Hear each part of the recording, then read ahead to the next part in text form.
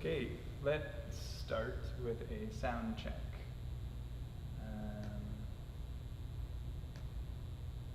Let's see here. There you go.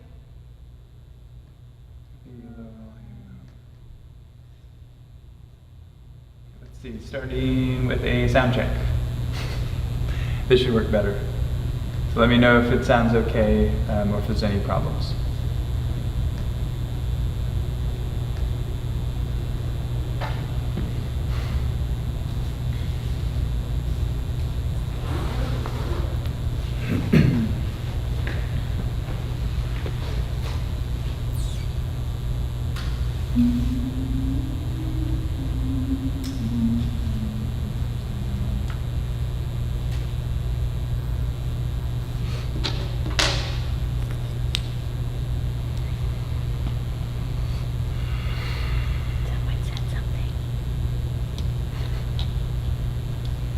A buzz in the sound. Yeah, you know what? The buzz might be there. I don't know why. It's here too. Is it like a loud buzz? Ours is kind of in the background, so if yours is like really in the foreground, then maybe it's the HDMI connection. I might be able to just unplug and replug and see if that fixes it.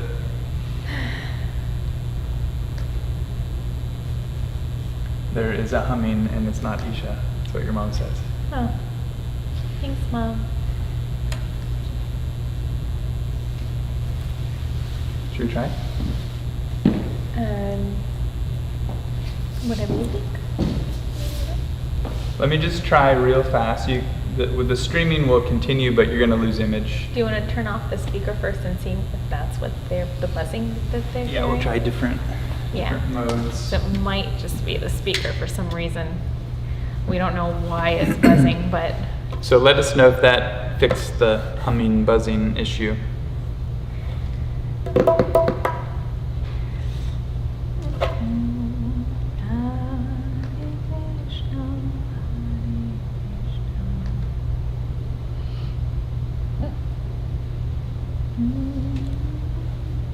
Yeah, that fixed it. Well, we have to turn it back on though, because we don't have any sound coming out. But at least we know, for whatever reason, we can't. It doesn't always work.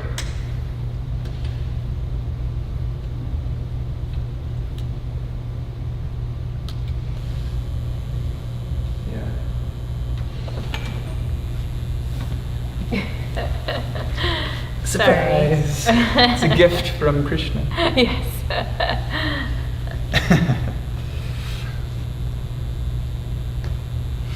Okay. You'll probably hear less of it anyway, because right now you're at full volume and the speaker is just kind of there.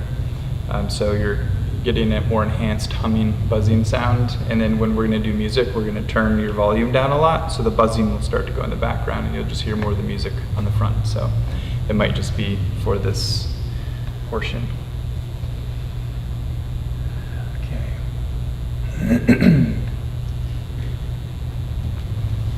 Okay, so let's just start by connecting to this Krishna Murti.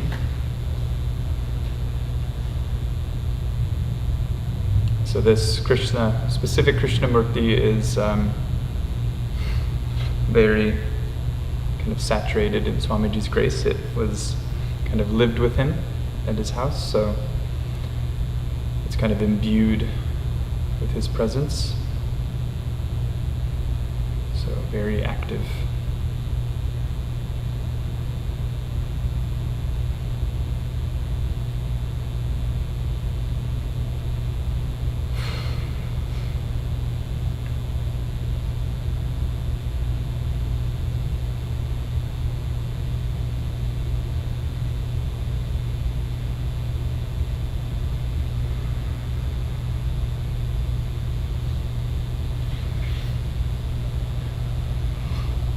And before we go further, just take a few deep breaths and kind of scan the body. And each time, if you notice any areas of stress from head to toe, just notice it and just say, releasing this to Krishna. So Krishna would be comparable to saying God or ocean of consciousness or the absolute reality.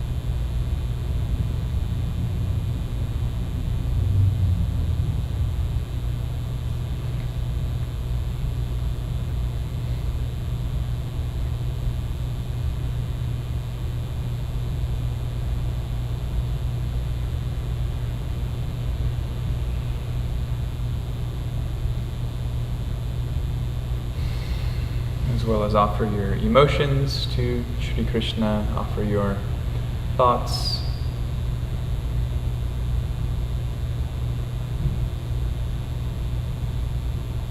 Offer your body, your health, your life, your direction, your meditations, your biological processes such as breathing, circulation, the heartbeat, all the neurology, everything that is part of your collective experience, everything you want to offer. When something is blessed, it becomes the kind of this contact point for divinity. It's no longer just a statue, which is a symbol, which is usually what they are, right? They're not necessarily imbued with the grace. You could argue and say grace is in everything because God's not limited and therefore you can access it at any time. But have you noticed in your life that that's not really the case, the way that you experience it to be? Those moments when you pray and pray and pray and you don't know if you've been responded to. You don't know if the grace is there. You don't feel helped during a meditation or a nature walk or a moment of panic, or you don't necessarily feel because we live in a default state of disconnection. So when something is kind of blessed, it's very different than if you were to buy a statue at, just a local store. This is a different thing when something is consecrated. It means it's specifically for the divine purpose, for the divine aim, for the spiritual path, for your own salvation, your own liberation. Symbols in stores of statues we can find, and they're nice to have, and they're very symbolic, and they mean something to you on whatever level they mean something to you on. But when something is consecrated, it really doesn't matter what it means to you. What matters is that you can open and receive the blessings, the repository of grace that is there. It's an infinite wellspring of goodness. It's only trying to help you in all ways. Too often this principle is overlooked. Maybe because people want to feel that they can contact God or grace at any time, which, just be rational, you don't feel like that's actually true.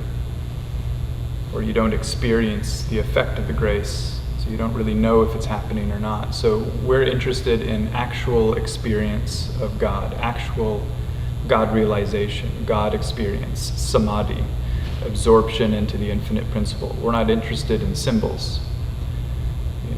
We are interested in them insofar as they represent the path and the direction,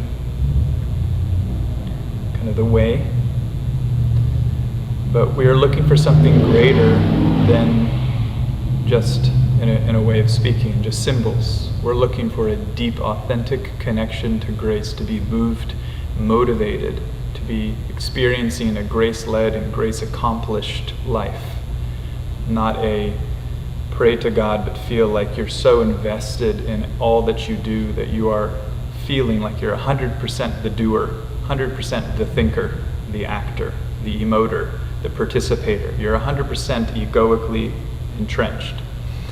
And then we pray, hoping that something else will come to us, rescue us, save us. But when we have the good fortune in our lives to be in contact with a murti, which is a blessed or consecrated center point of divine emanation, this is an actual embodiment of divinity. Whether or not you believe so doesn't change the fact. There's not like a lot of these on earth. There are some. It's not like there are endless amounts floating around and you can go pick one up at Target or Walmart or something like that. So the more that you understand what it is and the more you treat it with rarity, it becomes also in your own mind and heart sanctified. It becomes this, it gets your full attention. If I were just to say, I was driving by, some store in the city and just picked up a statue and put it here because we thought it looked neat. It's like that doesn't hold any usefulness, right? It feels cheap. It feels useless. It feels pointless. But sometimes the living presence of divinity, the living presence of divinity or a Sadguru, puts his Shakti, his energy, his grace, his consciousness into an object. This bell is also one of those objects. And so is this statue of Sri Krishna. So there is this way that we need to interpret God coming to get us, so to speak, rescue us from our normal life. You live your life in a normal pattern. How much do you feel God in that pattern? If not much, you need a rescuer. You need salvation. You need something to grab you, like kind of an infinite great hand or energetic hug from beyond that just pulls you into the grace. When you have a murti, you are literally trying to grow into connection with that. Like I said, it's very different from a symbol, and it's very different from how you hold, let's say, Sri Krishna to be in your own mind, or any other deity or, said to be divine incarnation on earth, whether living or maybe fictionalized, it doesn't matter. When you hold it in your mind, that's your idea about what it is, which is usually, as we all come to understand, usually not very true. But when you have the grace of a Sadguru and they bless a process for you, they empower even the way that you think of Krishna. It becomes a murti in your mind. When they give you a practice, they give you a mantra, something to chant, it becomes a practice in your heart and your mind. All of a sudden, it's a lot holier than you could have made it. So you are trying to find your source, your core, your divinity. You're trying to go deep into your life to find the depth of meaning and value, to discover what is the absolute truth. We use murtis as a way of connecting and kind of washing off all of the incorrect understandings, patterns, feelings, habits, life things, so that we can get closer to our own clarity, our own purity. Because when you are pure, you are closer to God. So if God is ultimate purity, infinite purity, could never do any wrong, it's always pure. Then if you want to find God, if you want to be like God, if you want to experience God, if you want to submerge with God, you must also become pure.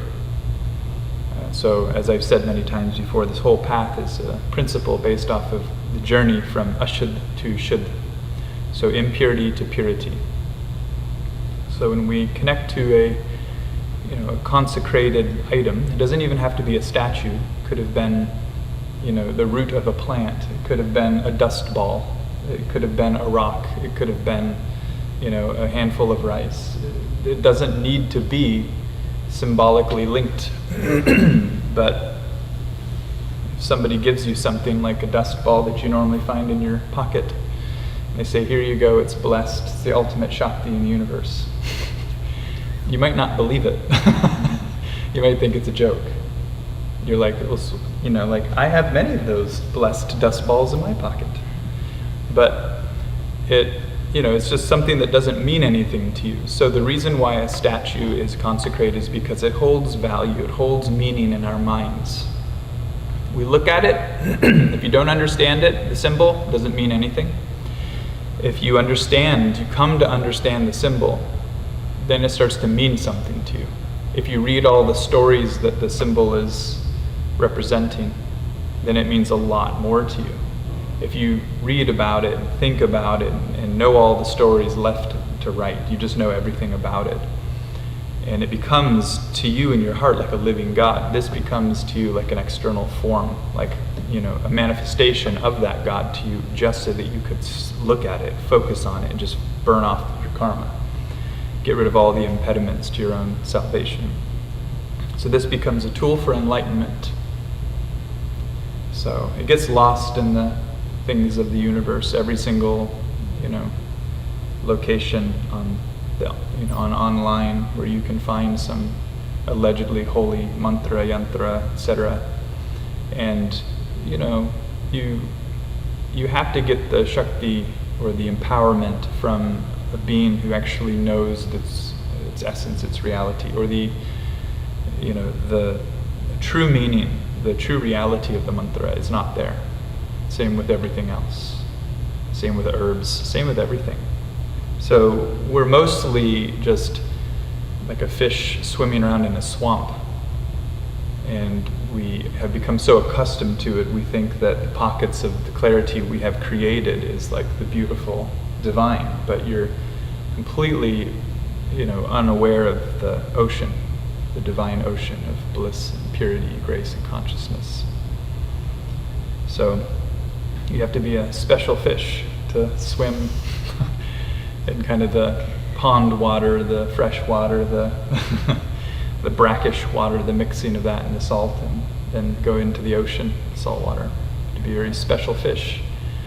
So in a way, how are you going to swim into the great ocean of the beyond of the divine? What are you doing to make yourself adaptable to all of life's experiences that are coming to you, so that when the difficulties arise, and not just the difficulties, but just your basic life, of this feeling of separation, where you feel like you are a separate, personal, individual consciousness.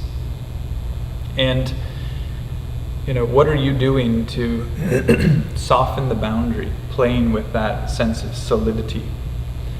You should feel in your life, after some years of doing some sadhana, and questioning your experience, in the midst of it. You can't do after, because a lot of the fruit is gone. You can do some after, but a lot of the fruit is gone. You need to do inside. When the difficulties are there is when nobody wants to do sadhana, and that's the time to do it. That's why we have terms like tapasya. If you can do difficulty practice, go into where you don't feel good and you break out of that personal self that's reacting. Whether emotionally, mentally, physically, however it's coming to you, because we all clearly go through different challenges, sometimes daily, sometimes 20 times a day, sometimes 100 times a day, depends on your life. But the main issue, even if you have a comfortable life, the main issue is that you experience yourself as a separate being that is separated out, divisively separated out from the rest of the world. You may not feel that it's divisive, but that's only because you've never experienced being unified with grace. When you feel unified with grace, the creator of all, then you feel naturally that all is created is a wonderful, beautiful expression of the divine. You don't feel separate from it. You feel like it's a part of you. Just like you see this as your own kind of hand when you hold it out in front of you and it's attached to the arm, and that's attached to your body. You don't see where it's attached, but it's definitely, you know it's attached. So then when you know that this is your whole body, and you watch everything, you don't really, well actually you will, but in a different way. But in a way of speaking, you don't really see how it's attached, but it's attached. It's a part of you. You see a person emerge, and that's like your hand. You see, a little puppy dog run away, and that's a part of you. Everything that you watch in this world can either be separate from you or seen and actually experienced as a part of you. The journey to experience that is a rough road because it requires a lot of sacrifice on your own part. And living a normal life successfully doesn't actually do it. You have to go into a different inner challenge, which most people are not ready to do. They want to just relax in their off time. How many people want to challenge themselves when they could be relaxing? Could be, watching TV, could be going for a walk. Now you're gonna put all your focus on yourself and start challenging your very relationship with life, the capital L, God. You're challenging your relationship with God and life. You're trying to see that the way that you're experiencing God that you hope to be whole, you're actually splitting off from. And then while you stay separate, you're saying, I'm a part of God. But if you really want to feel like you're a part of God, then you have to take the ultimate surrender, submerge into God. Until there's no you left, there's just the divine. You'll be here, but with a totally different recognition that you're here and not exactly here at the same time. So, playing with the boundary of your own experience is the path to enlightenment. You are trying to kind of realize that the way that you experience your reality is actually just made up. You may feel it's real because you say, well, I have the experience, therefore it must be. But it's just your own opinion. You might say, no, you don't understand. It's not an opinion. I feel I have a body. I'm sitting here and, and I'm in control of my life. Are you really? You're really in control of your life. Does your future look like what it is now? What you thought it was going to be when you were a 5-year-old girl or boy? Is this really what you had predicted for yourself? Things don't ever go in the future the way that you thought they were earlier. You can get them somewhat looking like how you thought, even if you're lucky. But they don't look exactly or feel exactly what you had imagined or thought. And this is very important because this is how it is for all beings on this planet. Nobody is able to completely forecast their future and make it happen exactly like that. It does not work out the way that you have planned. Because in your current state, you are not God in the way that you interpret and experience your life. So we're not trying to become God in some egoic sense. We're trying to, there's a great verse in the Bible. It says, this is what you have to do for enlightenment. It says, he must become greater, I must become lesser. That's enlightenment right there as a path summed up. This lesser thing, though, isn't about being humble in some sense where you're trying to be overly humble, like lesser, like shrink down and be nothing. This lesser means you're literally getting your sense of self off, taking these boundaries off, so that the feeling of where your body starts and ends is not so different than the atmosphere around you. It's not so different from the tree. It's not so different from the person. There's a fine line in between you and that, and you're always playing with it to stretch it to become inclusive, energetically and experientially, that all of this stuff is a part of me, and then eventually all of this stuff is me. So you have to kind of be happy just in your own life that if you believe that that's a truth, that that's possible, you're already well ahead of the curve. Most people don't want to believe that because they think it's like blasphemy or some low form of spiritual conjecture and craziness. But if you start thinking that it's craziness, then you're going to have to say beings such as Christ is crazy, Buddha is crazy, Krishna is crazy, Rumi is crazy, Kabir is crazy, Mira is crazy. And guess who these beings are that I'm talking? I can keep going with my list, but These are all of the great saints or great God-realized beings that have existed on our planet. So, and a question is, do you want to be normal like everyone else, or do you want to be crazy? But in a way where it's actually crazy for God, or crazy in the right way, where you're crazy to everyone else but not to yourself. You're crazy because you let go of what everyone holds so dear. You'll let go of your life as you know it. You'll let go of your direction for God. You'll let go of your money for God. You'll let go of everything that you have, everything that you feel, all of your identity, if it means your own salvation. One of the beautiful parts of the symbol of Krishna on the snakes, I'm not going to go into the actual story. You can read about it if you want. But what this means is Krishna is kind of a part of the shaping process of the Shakti. So there's this kind of, you can call it a multi-headed serpent that was going around a pond as a brief summation, and it was wreaking havoc. And at the end, kind of, in a way, Krishna kind of wrings the poison out of him. And kind of even blesses him. And then after blessing him, putting his footprint on his head, the snake kind of comes to, multi-headed snake, and says, "Oh my God, like, forgive me, Krishna. I've completely forgotten who I was. And in so doing, have brought great destruction to the world around me and also to myself." That is what we're doing. We are, in a way, asking for Krishna to please help us see correctly. It doesn't matter if you say Krishna or you say Christ or Buddha, or it doesn't matter. You're just talking to divinity by the name that you're most open to. It's all about you. If you're open to all of them, you can freely chant all of their names. If you're closed to all of them but one, then it's an unfortunate situation, but that's a common one, where you only have one lifeline. So you're not open to all the ways that God can save you. You're only open to one, vehicle. It's usually a religious fear because somebody has programmed you to believe a certain way. But it can all be re-understood, and you can become healthier for it, emotionally, mentally, spiritually, religiously, healthier for it all. So in a way, we're asking for Sri Krishna.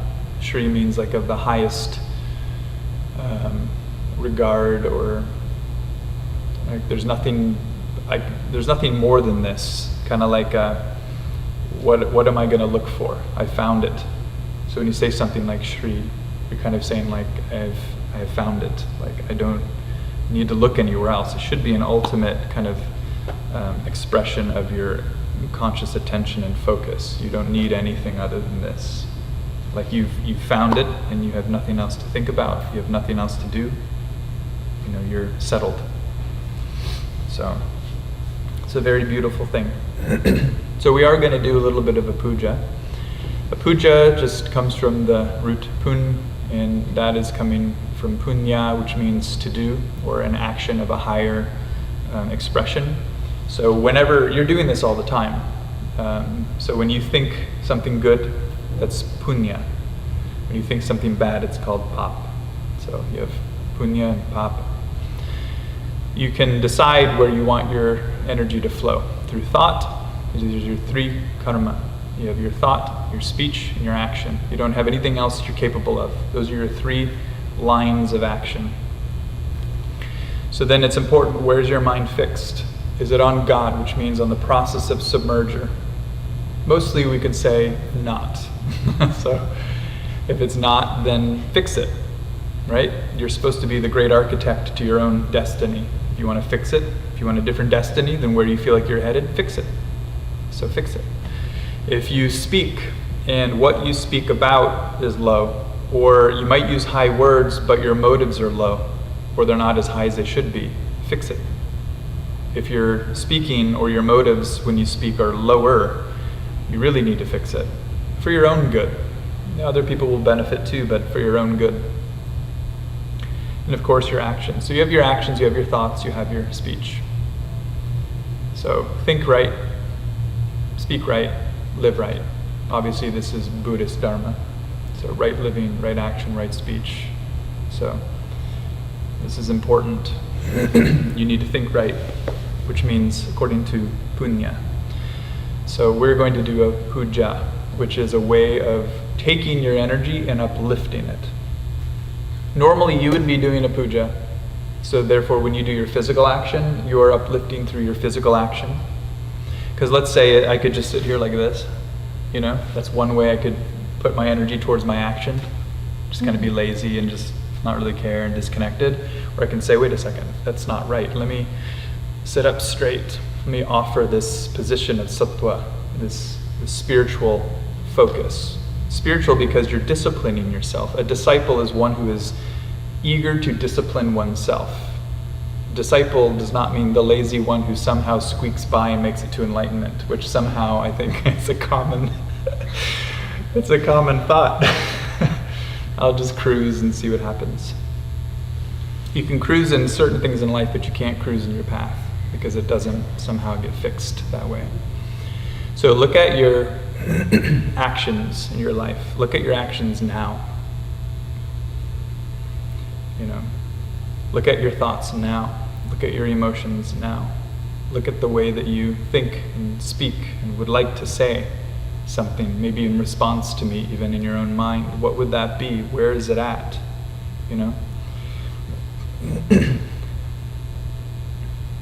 If there is not openness and love there, then there is a problem. If there is not unity and submerger with the cosmos, which a lot of people don't put in their own personal virtue system, there is a problem there. A lot of people just say, look, I'm nice, I'm happy, I'm loving. That's it. I don't need to do anything else. I'm doing my part. You're doing a part. You're not doing the full part. Your full part consists of many parts. And one part is analyzing whether or not your personal separate identity is even legitimate. You might not actually be real. You might think and feel and experience yourself to be real, and you say, well, it's real because I have the experience. So because of the condition of there's a body here which you believe constitutes your experience, you say it's real. But we're not looking for a reality that was born and going to die. We're looking for Atma. We're looking for the kind of birthless self. So what's the part of you that was never born? And the deathless self, what is the part of you that will never die? The rest of it that doesn't understand your infinite, limitless self is the poisonous, toxic, venomous snake that Krishna needs to wring out. You might say, look, it's not poisonous, you don't understand, I'm a nice person. But your poison is a different sort that you have not fully understood yet. Yours is a poison of separation. The only way that you can get the toxin of separation out is by complete submersion in the divine. There is no other way. You must offer your ego, your separate sense of self, and your feeling of personal existence, and all of your relationships around you. You may still maintain them, but you have to get rid of your idea and your personal experience of the separate relationships that you maintain or hold around you. Those have to go. You have to celebrate a different form of a relationship in your life, one with God. Krishna, Janmashtami, like this is the birth of Krishna. So this is the birth of the divine into your life. It doesn't matter if you believe in the stories of Krishna or do you want to believe he was really born, he wasn't born, he's a real person, he's not a real person. He was God that manifests on earth, no, he wasn't even real. It doesn't matter. You can only believe what you can and what you want to, and guess what? You don't have to believe in the stories in order to believe in God. It's easy to believe in God. You look around and say, well, I didn't create the clouds, I didn't create the laws of physics, I didn't create quantum mechanics, I didn't create food, I didn't create the earth, I didn't create myself, I didn't create my DNA. It's very easy to find out that there's something that exists that holds more power than you do that creates you. It's very easy to believe. You don't have to call it God if you don't like the term, if you have a religious problem or some spiritual resistance. You can call it whatever you want. You can call it the universal law. You can call it the cosmos. It doesn't really matter. But every day you want to kind of celebrate when Krishna is born into your life. So this is, as I say, usually all talks on these matters take forever, so I'm going to wrap it up just for time's sake. But if you understand a symbol for what it is, it becomes more enriching. That's how you enrich your life, by gaining understanding about what life is even for. There are many levels of it. There's how you live your life physically, how you live it emotionally, how you live it relationally, how you live it mentally, how you live it psychically, which most people are mostly shut down on a lot of these levels, and how you live it spiritually, which is the degree to which you have experienced and are currently still experiencing unification with God. To what degree? It is a degree thing. It's not like it's all or nothing. At the end point you could say, but until then, the relevancy to us is it's like a degree thing, a percent-wise thing. And even if you are submerging into God, that doesn't make you God. Even if you feel that it's all the same self, that doesn't make you all-powerful, almighty, all-knowledgeable, all everything. It just means that you're realizing a basic truth, which is that all of this is of the same self. It's all of God. I happen to be that, but you don't function like that. To function like that is a whole other idea, which we're not even trying to go there. We're just trying to look at our basic relationship to that endless reality. So this path is hard because you have to let go of your own cherished and beloved ideas of God. You might say, well, if I let go of my ideas of God, it's not right. I'll be betraying God. You're not betraying anyone, because this God thing that is an object that you could betray, that would even feel like it got betrayed, is too low and human of an expression that it's not healthy to hold on to an idea of a God who can be betrayed. You're not betraying anything. You're trying to clean up your thoughts, clean up your versions of God, eliminate the childish fantasy-based ideas of God, to grow into something more true, more real, a relationship with God that you actually experience, not one that you say you have, but you've never actually experienced. We don't want to talk and say, we believe in enlightenment, but yet not experience. We don't want to have a strong belief or a faith or a religion for the next several decades of our life and saying we believe in God, yet not actually having a relationship with God. That's kind of like if you knew what you were missing, you'd feel sad at the end of your life. But that can be fixed, like now. I mean, it might take some more time, but it can start to be fixed now. So when we do the puja, just to wrap it up here, I'll be offering different things to I don't want to call it a statue, because when it's a murti, it's the divine presence. It's just, there's a stand-in point. I'll just tell you something quick, is that we need these or you don't find God very easily. You don't find the connection points with grace. I was once walking around some holy ground, and there was a stupa and all these different things that people were visiting to get the blessings and consecrations of. And yet one of the most profound energetic pockets was somewhere else on the property. And I thought to myself, like, everyone's going to where it looks like, but nobody's here. And I just sat there, just like buzzing in this, power, this shakti, this kind of, supercharged state. This place that was just like, I'm looking around and nobody's here, and everyone's over there, and over there, and over there, where all the statues are. So statues sometimes can be a deterrent, and statues, when they're consecrated, can be the main show, in this case, the main show. But in that case, where I was, that was like, the main show was missed. So maybe someone visited. This was where the Buddha gave his first teaching. This is where I was. So maybe that was where he gave his first teaching. Maybe that's where one of his devotees realized something profound. Maybe somebody who lives on the property was chanting mantra there. Who knows? But it was extremely supercharged. More so than I was experiencing from all the holy areas, So you have to turn on your inner sensor system if you're going to play the spiritual game. It's not enough just to say, I carry this sacred text of the Bhagavad Gita. I'm free, I'm good, I don't have to worry. Are you sure about that? Your faith is going to be tested. So you don't really want to be a victim of reading forever and not finding the truth. So you need to challenge yourself. So each thing I'm going to offer is representing a part of all of us. Your heart, your mind, your thoughts, grace, so many aspects. So each thing that I offer, I'm not going to even explain them because I've done this so much in the past. I just hope you remember most. So I'll just go through somewhere inside, make all the offerings, and you'll just kind of be able to connect with it and receive. So have the attitude while I do this, because I'm doing it on your behalf, have the attitude of just opening and receiving all of the blessings that are meant for you. So I'll do that somewhere maybe in the middle or towards the end perhaps. So you can just kind of relax and chant along or just choose to connect. But everything that we do here, we're offering to this Murti of Sri Krishna.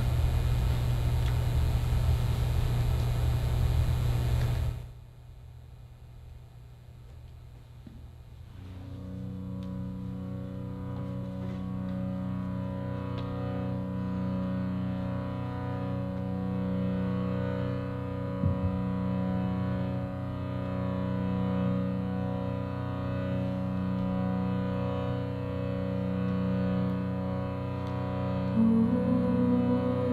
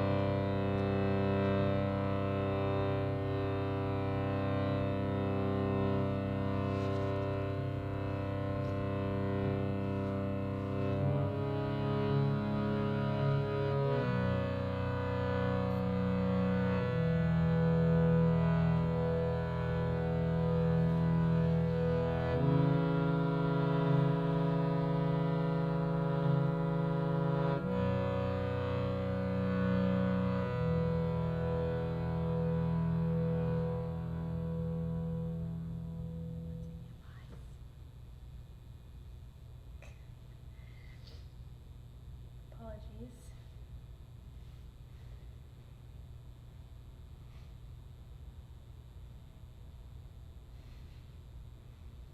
Here, got it.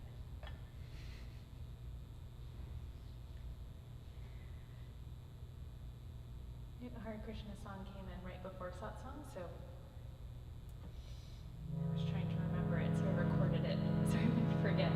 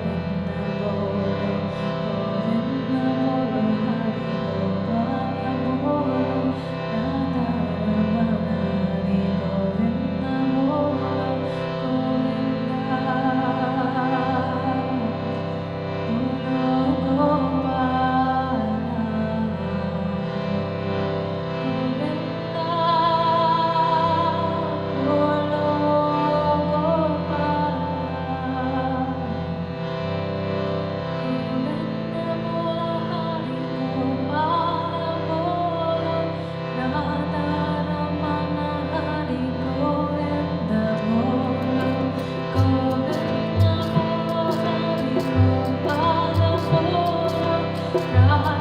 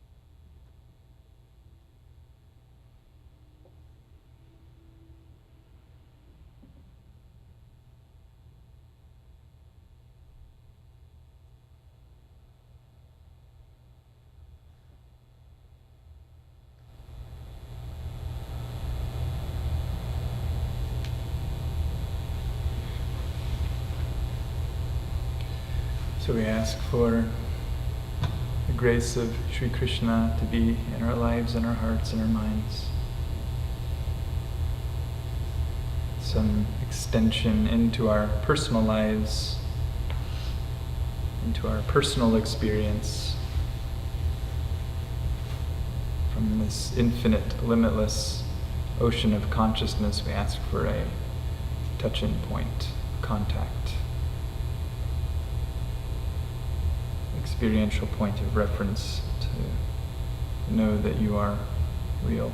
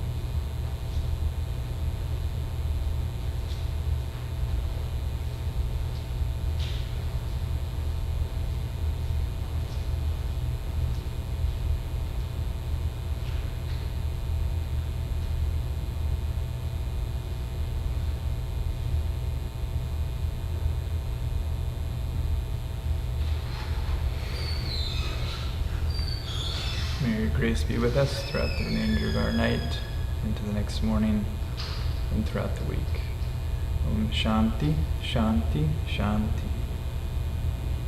And you feel peace on the physical, peace on the subtle, peace on the spiritual. Namaste, and have a happy Krishna Janmashtami.